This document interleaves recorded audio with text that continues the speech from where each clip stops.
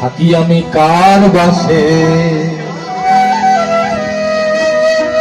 আমার বন্ধু যদি না আসে, প্রেম তো আমার হবে না। আসলে আমরা এই যে এত মানুষ একত্রিত হয়েছি, উপবিষ্ট হয়েছি, কারো না কারোর উদ্দেশ্যে, কারো না কারো দেখার উদ্দেশ্যে, কারোর প্রেম আনন্দ সবাই একত্র হয়েছি। তো সেই কথা নিয়ে কিছু বলছেন। তুমি দিয়া কৃপা বিন্দু দীন বন্ধু,